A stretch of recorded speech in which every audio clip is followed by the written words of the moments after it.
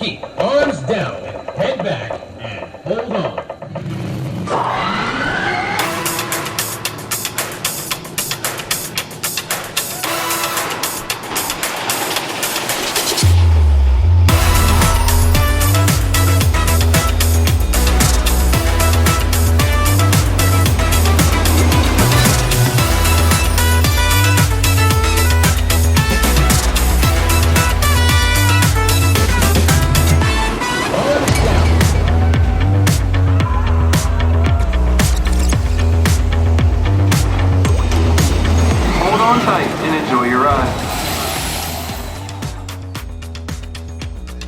So, I have a question for you, Greg.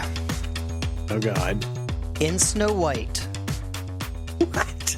the evil queen, what does she say to the mirror? It's not what everybody thinks it is. If nothing else, because you're asking. But mirror, mirror on the wall, who's the fairest one of all is what people think. But what is it actually? Well, see, this is a Mandela effect for me and everybody else that I talk to. But apparently you're from the other universe. Okay. No, so she actually says in our current reality, if you pop in the VHS tape or the clip on YouTube, she says magic mirror on the wall. In the reality that I remember, and it seems like everybody else remembers, it's mirror, mirror on the wall. I wonder what the original text is in, It is mirror, mirror. Everything else is mirror, mirror. Like the original story, like everything. But yeah, but Disney changed it. Or the computer running the simulation that we live in glitched. It's been a very weird week for me. Okay. I've watched some crazy documentaries. Bob, you have to go to bed at a normal hour and not go on weird channels to watch weird stuff. That's probably part of it. Like I was yesterday, I was woken up by somebody banging stuff outside. I don't even think the sun was up. How do you mean that, Bob? I don't know. All I know is I woke up and I couldn't go back to sleep. I ended up not going to work because I was like a zombie because I kept trying to fall back asleep to get a couple more hours before I went to work, but I couldn't fall asleep and I was just like a zombie. So yeah.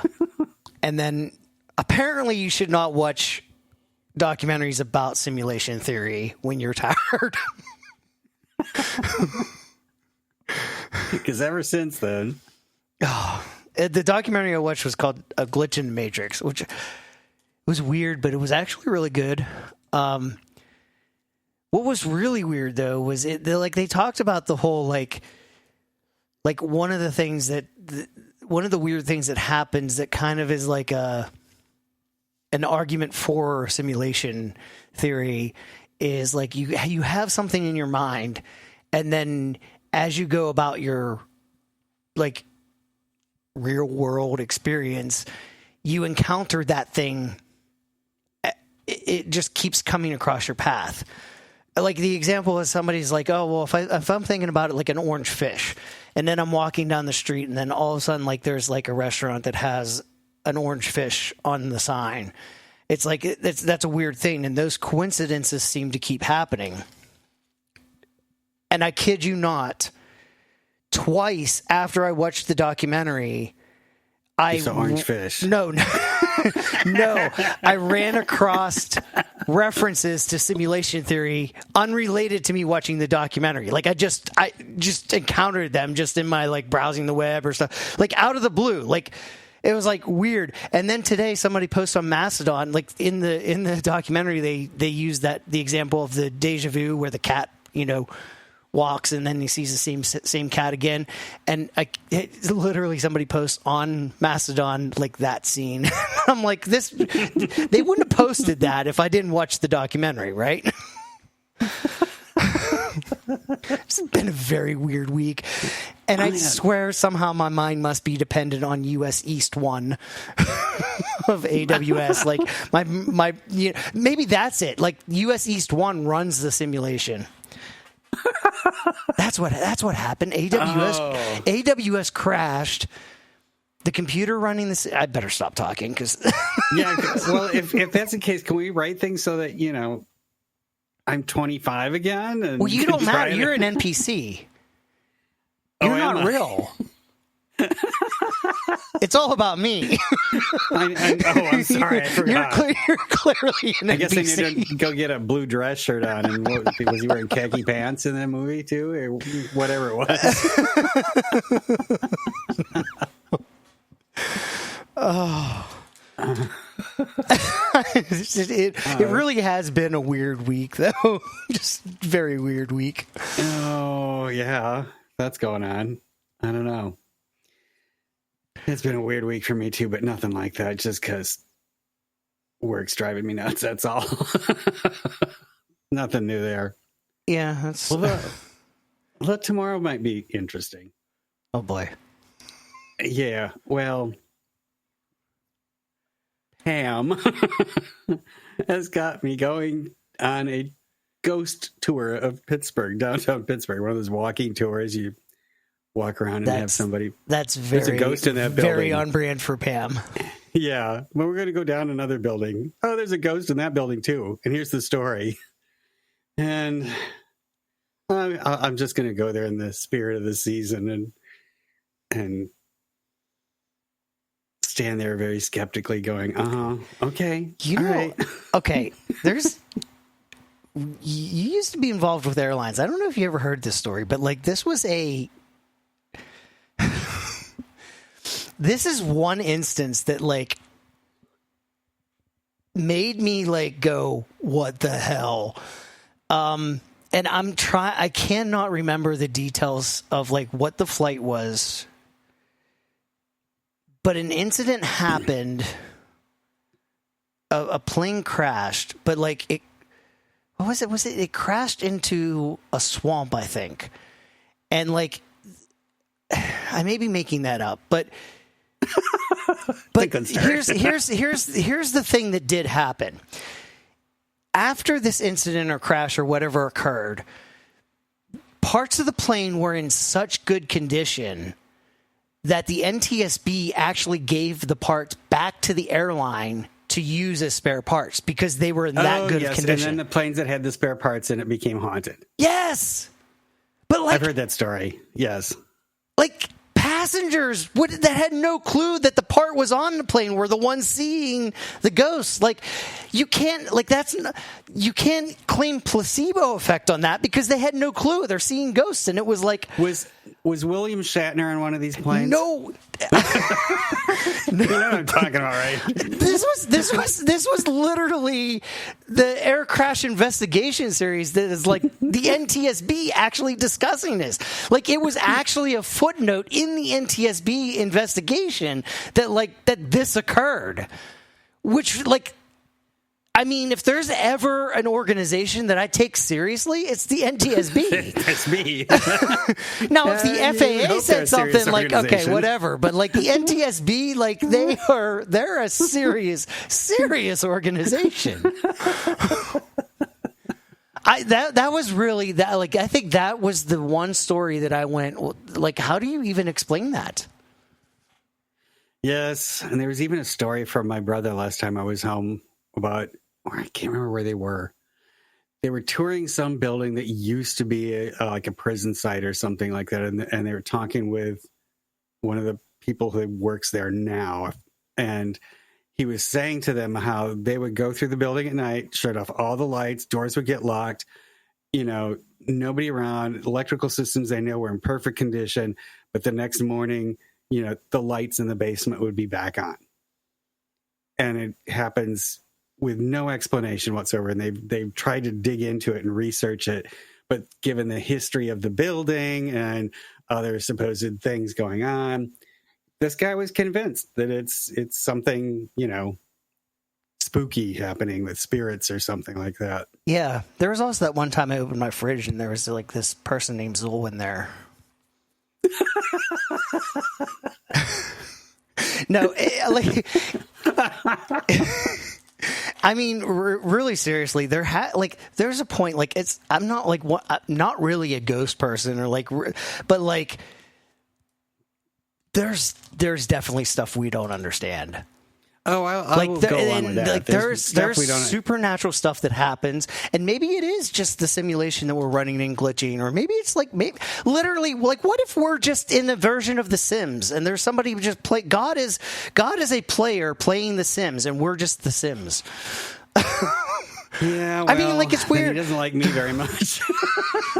Well, think about it. Like, you play The Sims, you're just like, well, what happens if we just do this? Like, the weird stuff that you're like, well, you can't do that in real life, so we do it in The Sims, right? Like, you know, you're playing Roller Coaster Tycoon, like, well, let's just send the coaster off there. Exactly. You know, it's so, like, of course, every time a roller coaster car flies off the end of a track, it explodes. That's just what happens. Yeah. We see it all the time. Absolutely.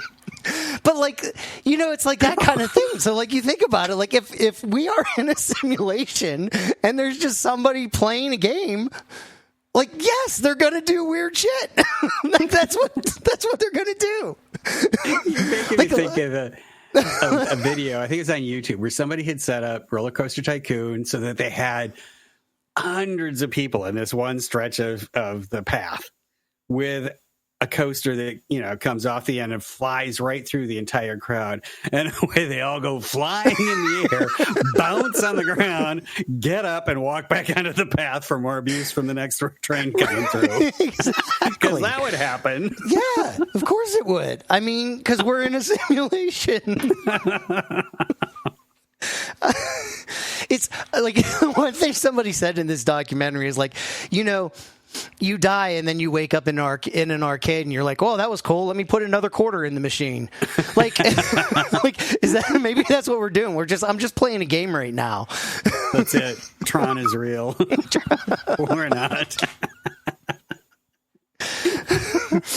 That is why Nine Inch Nails is doing the players the players' taste in music has changed over time. That's the explanation.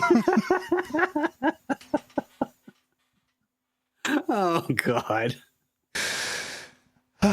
Well, before we go way off the rails, like we haven't already. This is Side Friction Podcast, episode 102. It's for October 25th, 2025. I'm Bob. I'm Greg. And Ryan is not with us tonight. He's, I forget what he was doing. They were going on a trip, AWOL. I think. He's just AWOL. He's just I think, were they going on a trip? I think they were going on a trip.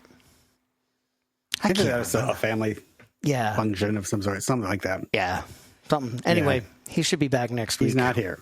Yeah, not here. Speaking of weird stuff happening in the simulation. Yes. Oh, yes. Travis Kelce is now joining an activist investor to revive Six Flags. I mean, they need it. However, but I don't know. I feel like this is a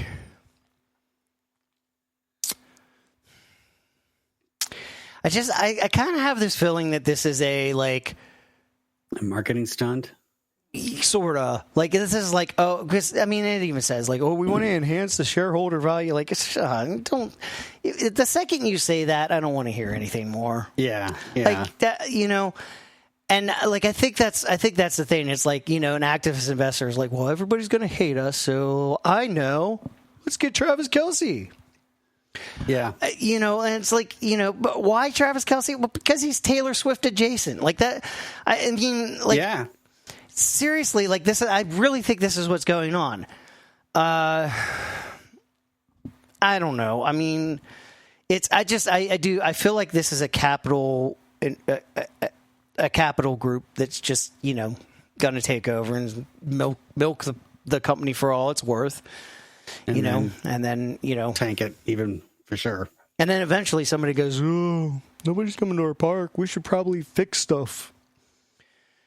And then, you know, by then it's too late. But So this news is everywhere.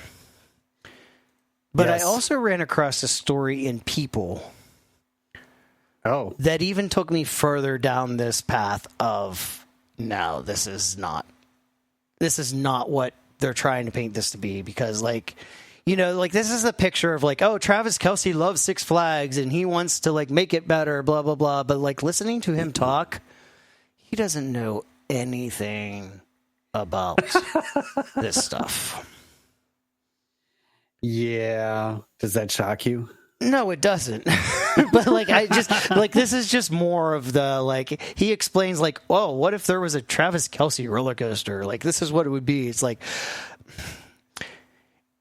no big drops like Millennium Force, but it would have the loops. Like, well, Millennium Force doesn't have loops. And then he talks about, then like, they're like, oh, well, what kind of restraints? And he's like, well, it would definitely be the shoulder restraints because I'm tall and I'm big. And I'm like, but those are the ones that don't work for tall people. Like, those have most of the problems for tall people. Yeah, so he's been put up to this.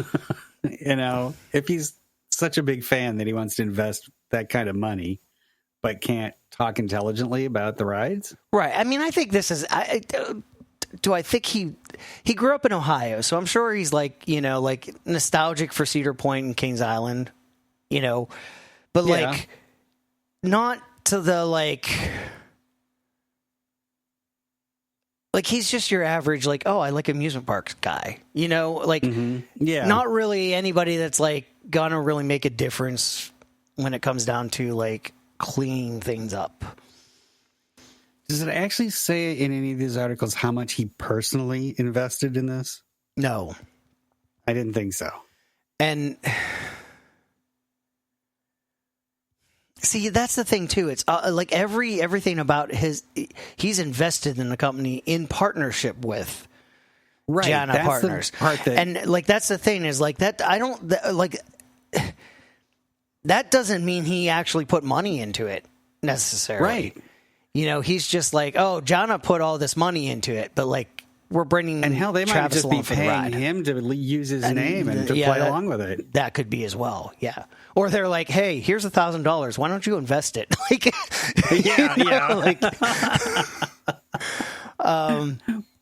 yeah. So I don't think this is like.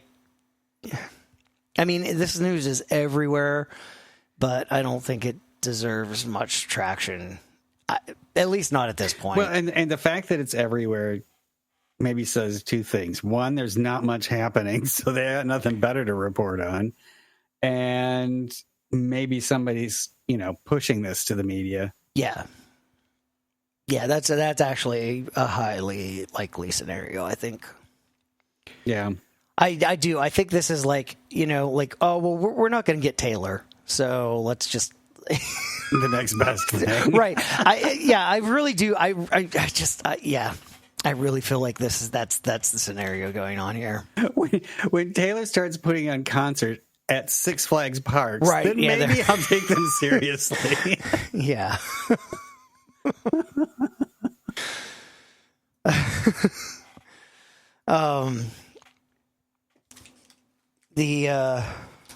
I think that's all that's to be said about that. Six Flags is the dumpster fire, and Travis wants part of that dumpster fire. End of story. For now, maybe something will come out of it, but I doubt it. Yeah, history says don't hold your breath. Right? Yeah. I mean, any investment firm, like, it's just not.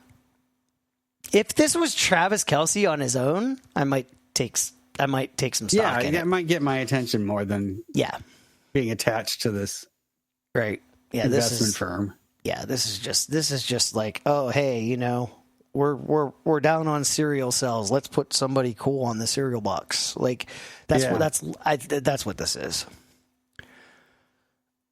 RMC has something coming. So there's two things going on here. Park Fans is reporting that Rocky Mountain Construction is planning to build a 45-foot tall wild moose prototype at their Idaho headquarters.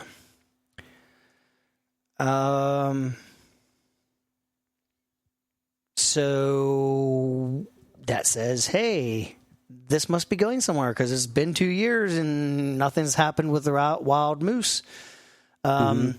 Coincidentally, IAPA has on the schedule for November 18th at 1:40 p.m. Press conference at booth 4800. Rocky Mountain Coasters will be unveiling a new roller coaster to a new park. So it's got to be a Wild Moose, right? It's got to be a I would park. think so. The timing is such that.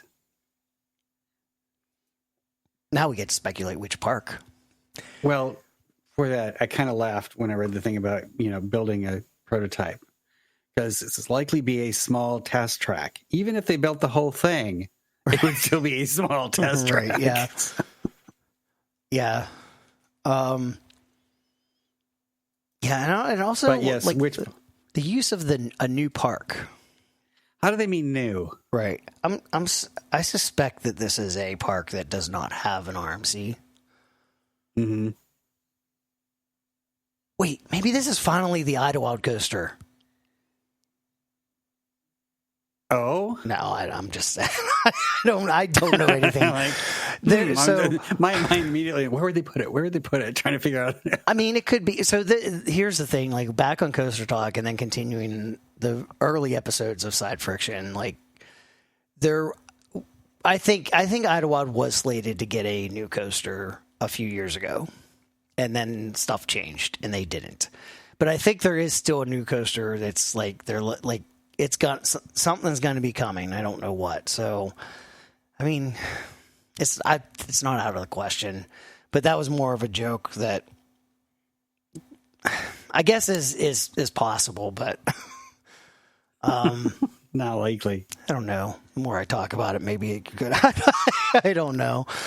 The only thing weird about that is that they wouldn't replace Wild Mouse, would they? No, they better not. As long as it's not a replacement for the Wild Mouse, okay. Yeah.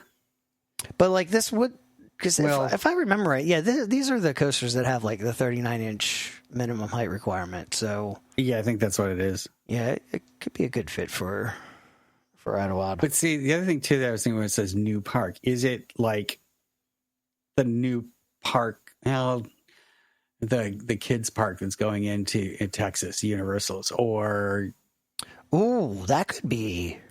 Do they really literally mean a new park, or is it a new park just to them? I'll tell you what, though, man, if you put it in that Universal Kids Park, like, you might as well just throw that whole like young children thing out the window because everybody's going to want to go and ride it. Yeah. Yeah, I don't know. Yeah, I mean, it could be an actual new park, but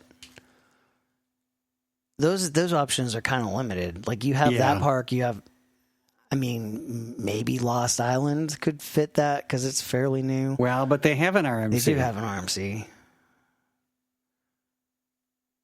What else is slated to open?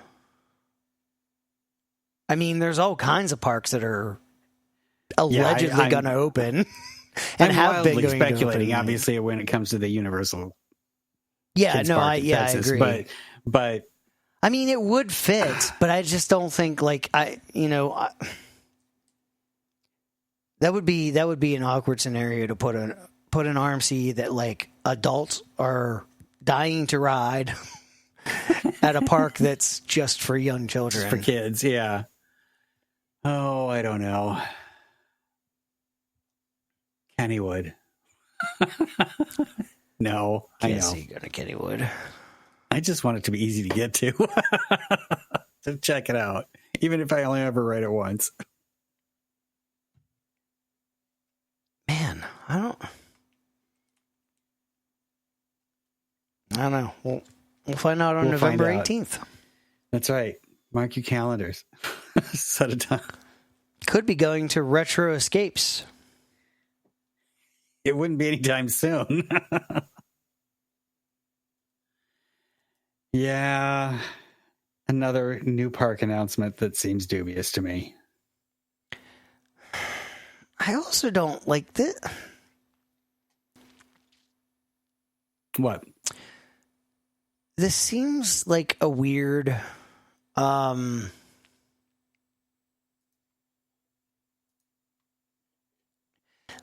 having a 50s and 60s land, even 80s. I mean, as much as like I wouldn't mind having an 80s land, it feels like you're pushing it To be that fine grained about one decade to the next? well, like See, I don't mind the concept. I think it's a pretty decent concept. At least it's original and not dependent on all kinds of IP. That's true. I will agree with that. I just like it. It's the 50s and 60s thing is like there's not that. How do I put this without Offending everybody from then. right? They're not listening to the show. Oh, okay.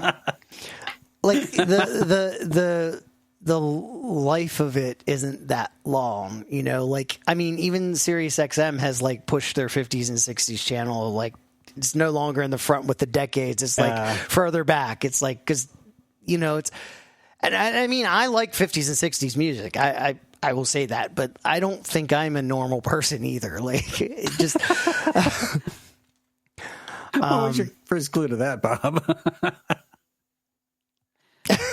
You know, but see, if it's done well, they got good attractions and maybe interesting food, good entertainment, it will still be a success in that. It doesn't have to be tied to the same kind of attractiveness, I guess, as a radio station specializing in 50s, 60s music. Yeah, I guess. Well, let's talk the real reality. It's probably not going to happen. It's not going to happen. This is one of those like, oh, hey, can we get in some investors? Can you come give us money so that we can pretend to build a park? Because there's so many of these going around. Plus, for a location, Las Vegas. And people don't go to Las Vegas to go to amusement parks. And Las Vegas in the summer is miserable to be outside. Isn't this supposed to be part Or I got like that an wrong. indoor? I'm getting confused. No. Oh no, maybe I was reading something else. No, yeah, I don't know. I've also been reading that Vegas isn't really that big of a destination anymore. Like a lot of people who aren't going to Vegas. Like there's other places people would rather Over go. it finally. I mean, it used to be like that. You had to go there to gamble, but now you can just like drive down the street and gamble. Well, that's true. Yeah. It's So not that I big a really deal. think the point of Las Vegas has kind of Dried up. yeah. There's just like They're probably drawing in more people by doing their residencies for famous singers and whatnot than they ever used to before, because they made such a big deal out of doing that. I mean, I'd go to Vegas to see Penn and Teller. Like that's the only thing I can think of going to. That's the only thing I can think of going to Vegas for. I mean, also I'd stop at the parks that are there, but like, I'd want to go check out the Sphere. yeah, That seems like it would be a cool experience. But I've been to Vegas a bunch back in my airline days, and I would never go there on a vacation. It's just tacky, tawdry. Yeah, that's the thing. And, I never really had an know, interest in going there. Yeah, everything is just so overdone and so artificial. Not that amusement parks aren't artificial, but you know, it's a whole different kind of thing, and not my kind of vacation. I work too hard for my money to throw it away in 5 minutes on a slot machine, you know? So even if they tried to build it, I don't think it would be any more successful than than the one the MGM Grand tried to build behind their hotel, which I went to, and it was okay, but it was kind of a half-hearted attempt. Maybe if it had been in some other location that wasn't outshone by all of these huge, massive hotels and the neon lights and all of that stuff, it might have had a better chance of succeeding, but it didn't go far enough to draw people in just for that. I don't see this being any different, probably. They're going to have an 80s VR gamer night. Yeah. Because those attractions have worked out so well everywhere. Yeah, I don't know. I guess it's not a terrible concept, but like I don't think it's. I think this is another one of those. Like let's draw up plans that are really fake, so that we could get support for like Storyland. Was it Storyland? Yes. Is that the one that was by Nashville, supposedly? Yeah. And then there's like Liberty Land. Mm-hmm. All those others. There's another one too. Yeah, I just have a gut feeling that this is right in there with all of those, where it's big splashy announcement, but they'll never break ground. Maybe I'll be wrong. I would like to be wrong in a way, something new for a park that's good and successful. Yeah. But time will tell. Okay. They're coming to get you. That's it. So, yeah, I live pretty close to a fire station. I can tell. Sirens going off. Huh? I can tell. I'm shrieking it. Like, oh, God. Here we go. So I ran across a cool video. It's a video about Disney Imagineering's Sonic Labs, which is it's amazing. I was really impressed when I want saw one. This. Yes, I do too. What would you listen to? Well, we should explain what this is first. It's a 5.1, 7.1, infinite 0.1, like 70.1, and yeah, it's. They never did actually say how many speakers are there, did they? Well, the one room that had the little ones going around the wall as well as additional ones, it had 9 of them going around that they used ages ago to do the mixing for the Circle Vision 360 things, yeah. which, But that was then, and now there's all those but those are still ones. In place. Plus, they've had the little ones, and they said there were 70 of those little ones around the whole room. I missed that number, but okay. Yeah, plus some in the ceiling, and they actually had some outside the room so that they can create the effect of the sound leaving the room. It's incredible. It's phenomenal. I don't think did they have speakers? I know they could create the sound leaving the room, but I don't think they had speakers outside the room. The speakers, when he said that, I wasn't sure. I think it was the speakers that are in the room. Basically, the way that the mixing happens, it can make it sound like it's coming from out of the room. Okay, because that's the way I picked up on the map. It looked like they were plotting out specific speakers outside the room, but maybe you're right. I think those plots were sound like virtual sources. So different characters were those plots. Like the ones that were in the middle of the room. Okay. Yeah. Because one of the things, the way they demonstrate, the guy who is doing the video, Dallas Taylor, they played the stretching room sequence from the Haunted Mansion as they created it for the Florida Haunted Mansion, so that the ghost host's voice moves around the room and even sounds at some points like he's inside your head. And you could tell from his facial reactions that it was there.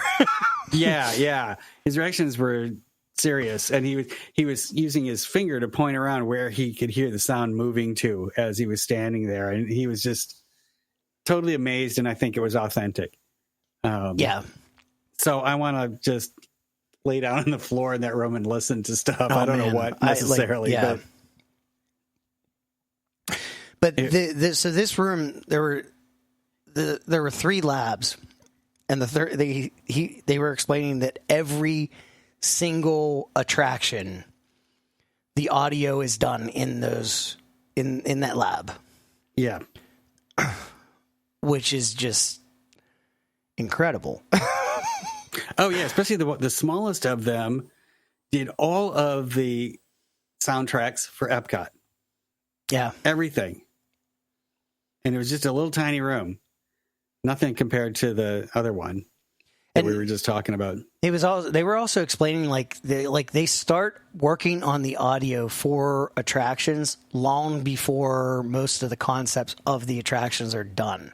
So they don't even know what ride vehicles are going to look like, or even some of the characters, or like the props and stuff like that. Like, they haven't even thought about those designs yet, and they're already working on audio for those attractions. Yeah. He showed a mock-up that I don't even know how you describe it. It's like this box with speakers around it, and that's what they used to start working on the audio for the Pirates of the Caribbean in Shanghai. Mm-hmm. And it, didn't look anything like a boat, but they had to work on it years ahead of time. Yeah, it's trust me. Like, if you guys need to check out this video, it's really interesting. This is one of the most interesting videos I've watched in a long time. It's in our show notes. What you can do when you've got a huge budget. Oh God, yeah. Here's one thing that I like. There's all these behind the scenes with Disney, but Universal Creative I've never really seen videos into their process. And I would really like to see what Universal Creative does. It's probably very similar. But mention that, I have seen a video of them working on the animatronics that went into Epic Universe in the main ride in the Dark Universe area. I can't think of the name of it now. One with Frankenstein and all that. Anyway, they were showing the development of the animatronics in there, which is supposed to be amazing. And that was interesting, but they still didn't show much of their secrets. Yeah. I don't know, maybe that's why Universal's more impressive now. Maybe Disney's giving too many secrets away. Yeah, maybe.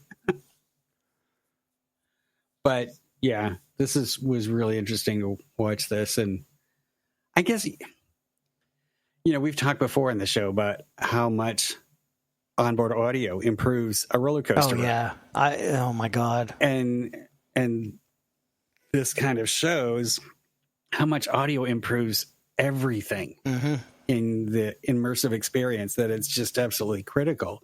And it's like, same with movies without music. Oh, I've always been like, if I could choose between a really good surround sound system and HD or 4K, I'd pick the sound system every time. Every time, yeah. Every time.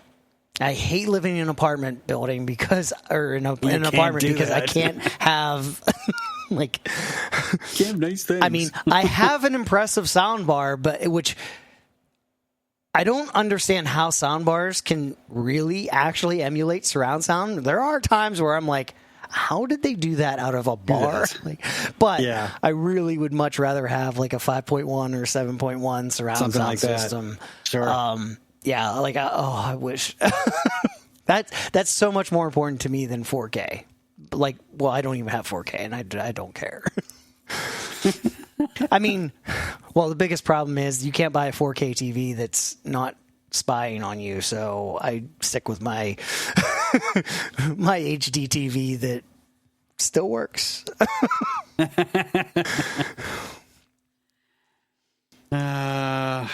Speaking of Universal,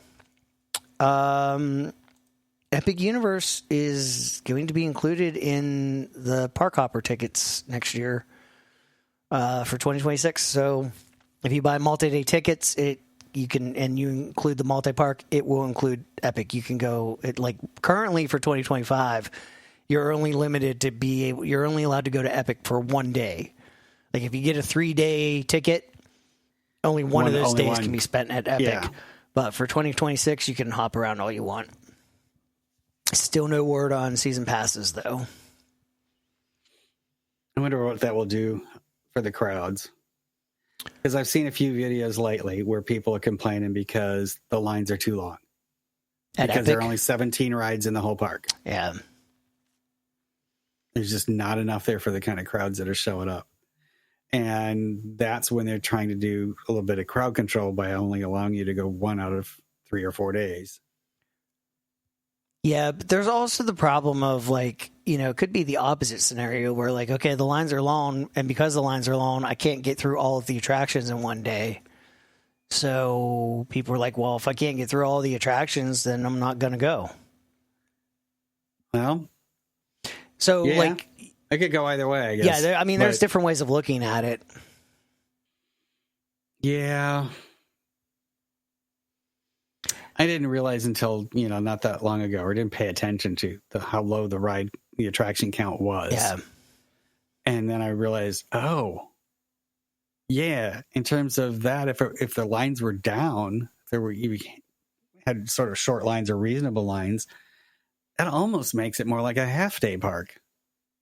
Yeah, probably. I mean, if you can, because some of those, like the Yoshi ride, I'm not going on that. Sorry. I already know what that's like because I did it in Japan and I was like, boring. But there are other things too that, I don't know. Do they have enough other entertainment besides the rides there? Is the atmosphere that great? I don't know. I mean, really, if you think about it, though, like, what does Studios have? I mean, Studios is probably in that same... Because, like, if you don't count shows, which the... because I would count shows. That's still an attraction. Okay, but the 17, is that counting shows at Epic? Are there shows at Epic? The way they describe it, they say 17 attractions. They don't say 17 rides. Okay. So however they define that. I still don't think Studios is that much more. Maybe it is. Trying to think going around. I guess E.T. Well, I don't know. I guess the thing with Studios is, do you count Kid Zone? Like, yeah, you know what? You might be right as far as it goes. I'm not quickly getting something that just reports the count. Yeah, I think there is more. There are more, but I don't think the number is that much more. Yeah. And do you even want to count Fast and Furious?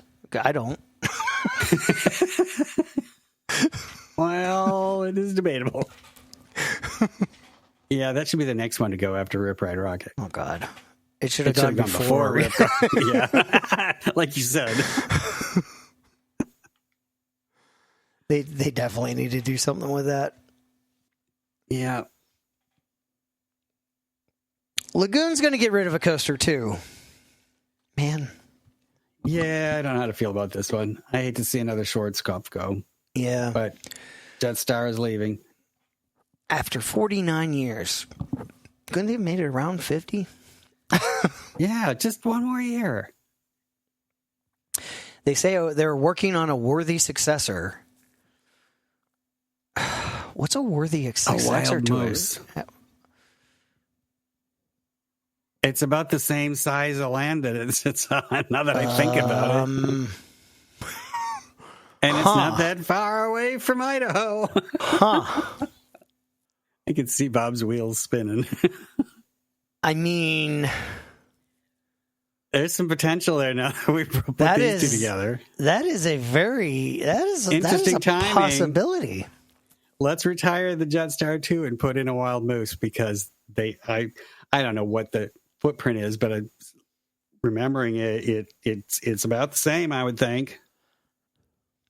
It doesn't take up a ton of land. I hope somebody buys the Jetstar. Yeah. Knobbles. Schwarzkopf. Your Western Sister Park has a ride for you. Right, yeah. Oh, we'll have to keep an eye on that. Maybe we'll find out in a Lagoon announcement on the 18th. We'll see. Oh, you mean at IAPA? Yeah, well, the RMC announcement. Yeah. We'll find out if it's Wild Moose. They're going to announce it on the 18th, so we'll see.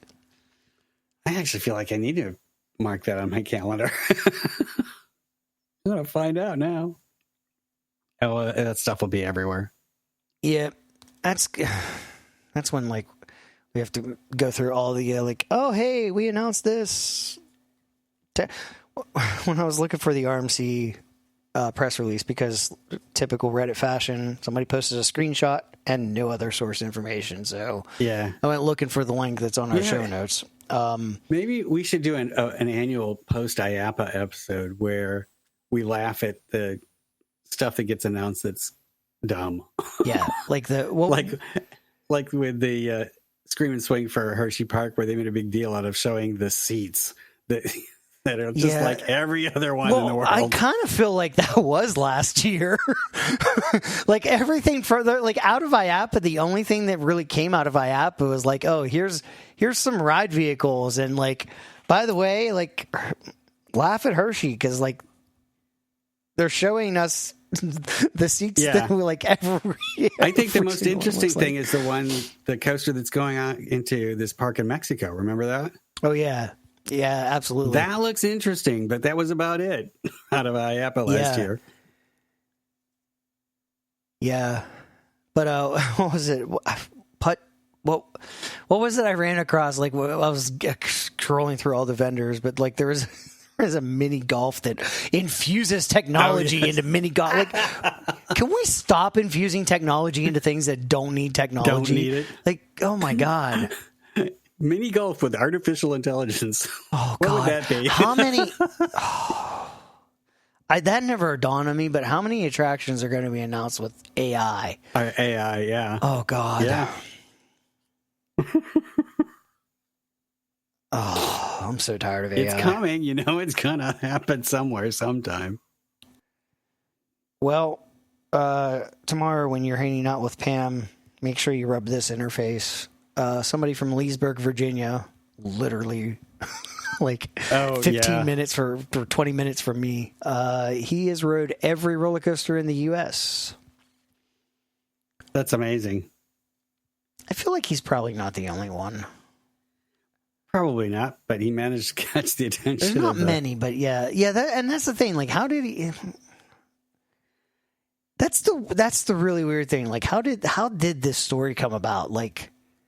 Yeah, who picked this up? Did he just call Fox and say, hey? yeah, that's it. Guess what I did? I don't know. But, I mean, it is quite an accomplishment. According to him, 1,069 roller coasters in the U.S., rideable by adults. It does qualify that, so we're not counting kiddie coasters in that count. He says he's ridden all of them as of last week. And shout out to RCDB on that article. Yeah. Now he's going for every wooden roller coaster in the world, which he only has a few left of. I think he said only 18 to go. Yeah, one. It's like most of them are 17 are in China. One is in UAE. Oh yeah, and he's going there next week. So yeah, it won't take him long to do that. So he's currently rode 2,200 different roller coasters around the world.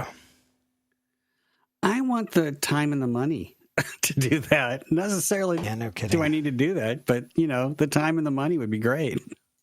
Yeah. Is he independently wealthy? I don't know. So he doesn't have to worry about a job? Well, he did say he collects a lot of miles. He travels for the entertainment industry or event production. So he uses travel rewards. So. Okay, there's that. And his job does take into places where he might be able to quick pick up a coaster credit or it too. Yeah. While he's actually technically working. Yeah. Yeah, so I see that name does sound familiar to me too. Rick Matthews is his name. I don't know. I mean, he literally I drive on my way to work. I drive through Leesburg, Virginia, so he's definitely in my area. Yeah, I may have crossed paths with him. Hard to say. I wonder if he's an ace. I wonder. Anyway, some of these stories were us just like, let's find something. Yeah, it's a rough week for finding good stories. Yeah. So the is she the CEO?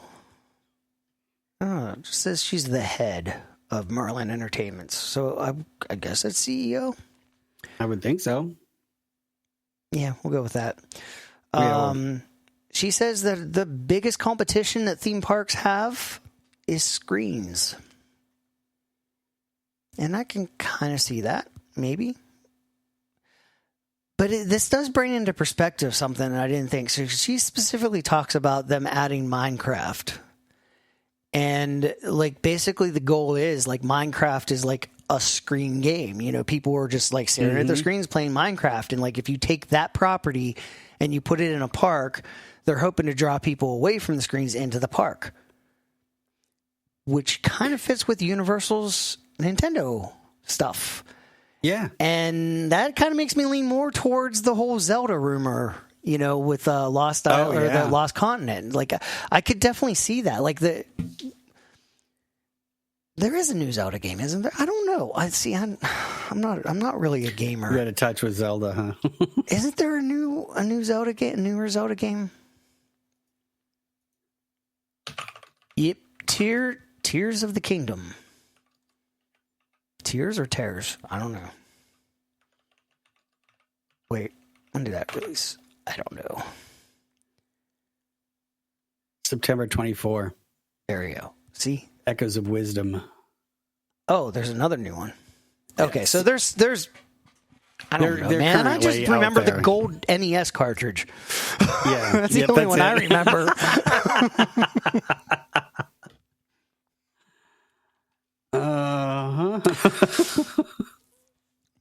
Well, Speaking of the it 80s. could work if that's what it's. Yeah, like you say, it's done well for the Nintendo Land stuff. Those are crowded parts of the park, and seems like a logical thing for somebody to try.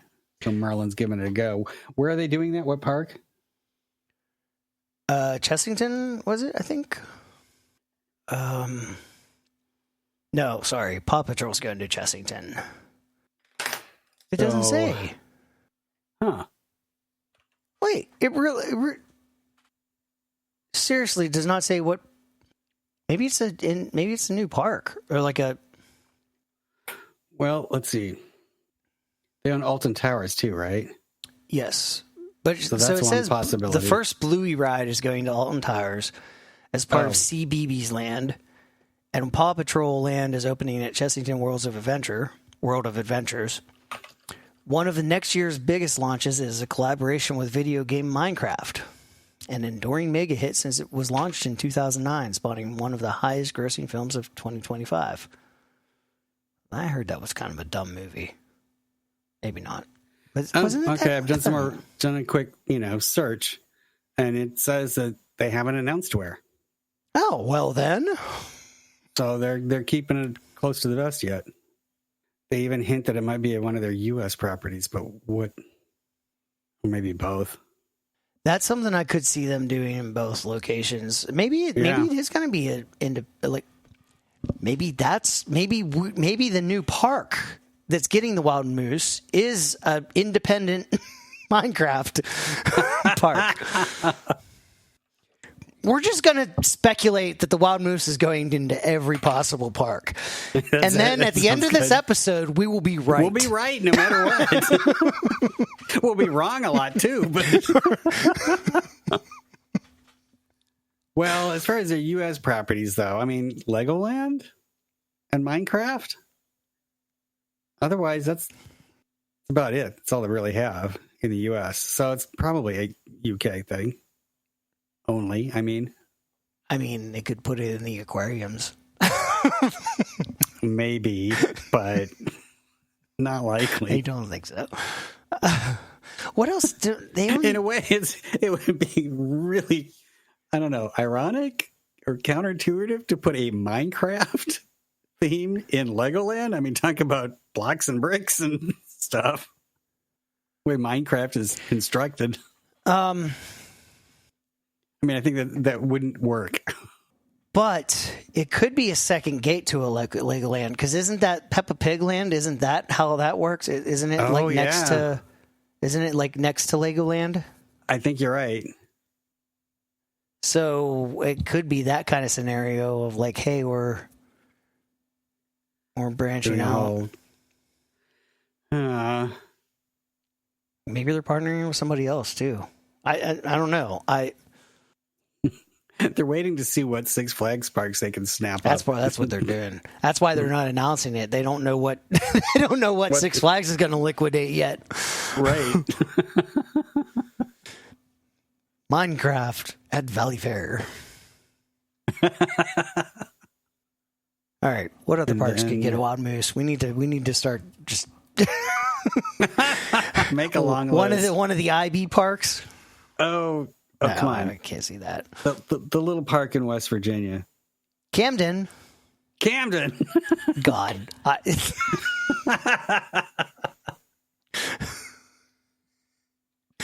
I don't foresee any IP happening at Camden. No, just the wild moose. It doesn't have to have any IP attached to it.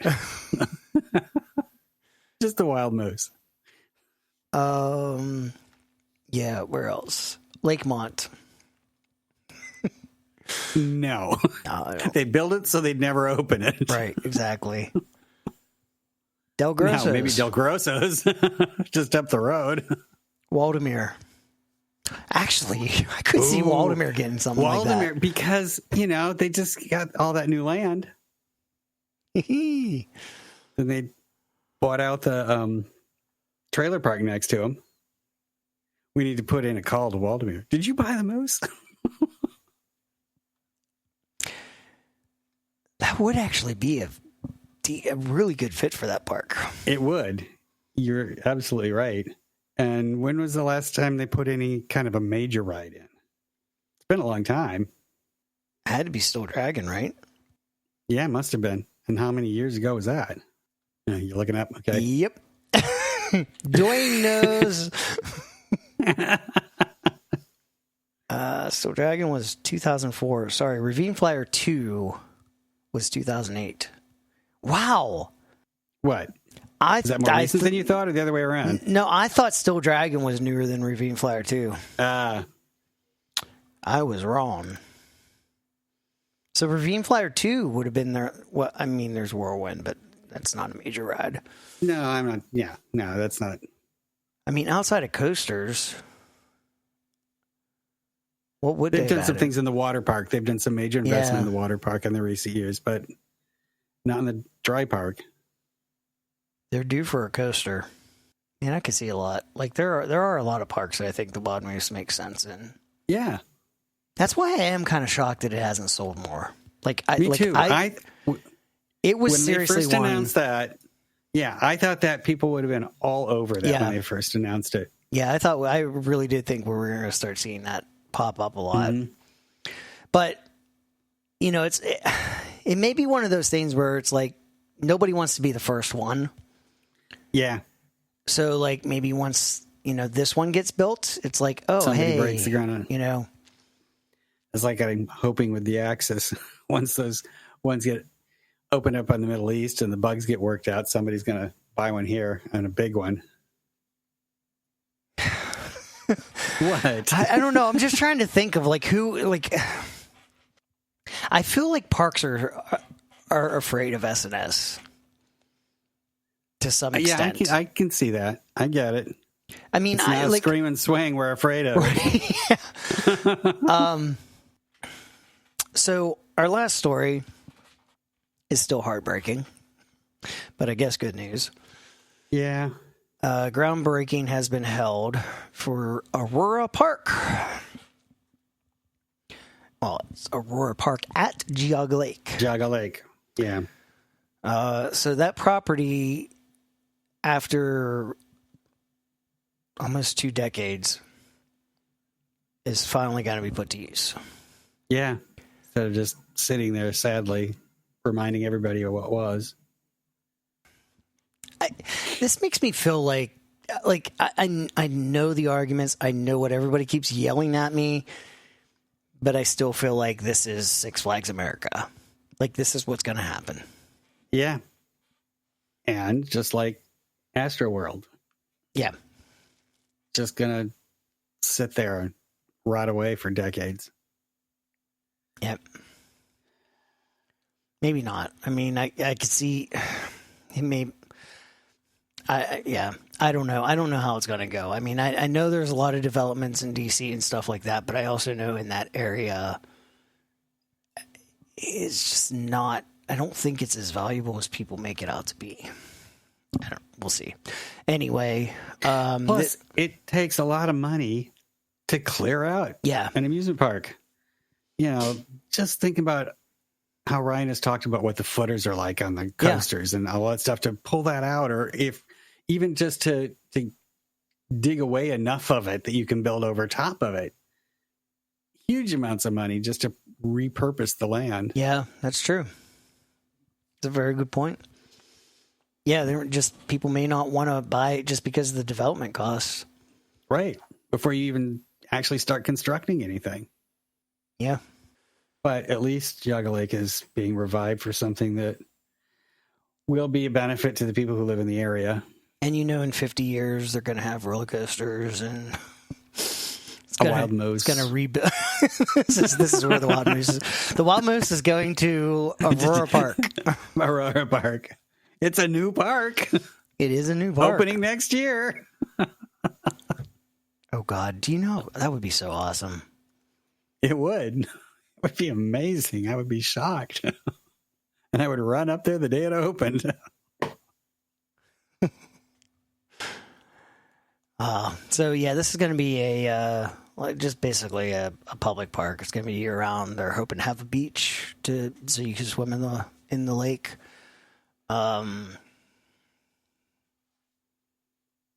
Yeah. At least it hasn't been the same kind of fiasco that happened at Conneaut and the whole Todd Joseph stuff. I really wonder what's going on there with the park. I did hear recently the Little Dipper came back and is running. Huh? Yeah. Wow. I wonder if people just wore him out. He's just like, whatever, I give up. I mean, well, that would be the best thing that could happen at this point. Yeah. The problem is, though, I mean, without Blue Streak, there's no reason to go to that park. Yeah. Devil's Den, that's about it. But, like, that's not enough for me to drive to that park. So rebuild Blue Streak. Yeah. And you can't just do that. No. I can't imagine there are even blueprints, let alone. Yeah. I mean, they'd have to put a lot of investment in that park to make it something that people would go to. So instead of Kelce throwing money away at Six Flags, good money after bad, you should have just bought that park. Yeah. And all you have to do is have Taylor show up now and then to draw crowds. What if I wrote a letter to Taylor and say, hey, can you buy this park for me? She would never see it. No.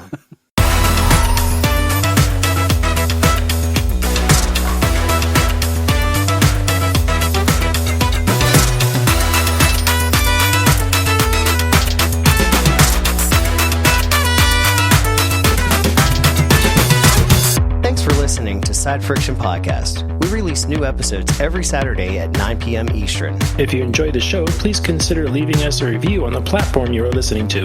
Visit our website at sidefriction.com to find show notes and other information, as well as links to other locations where you can find us. Follow us on Mastodon, sidefriction at worldkey.io, or follow me at RagingWolfBob at opencoaster.net. Check out my channel on YouTube at Ryan the Ride Mechanic. We hope you'll join us next week and stay on track with Side Friction Podcast.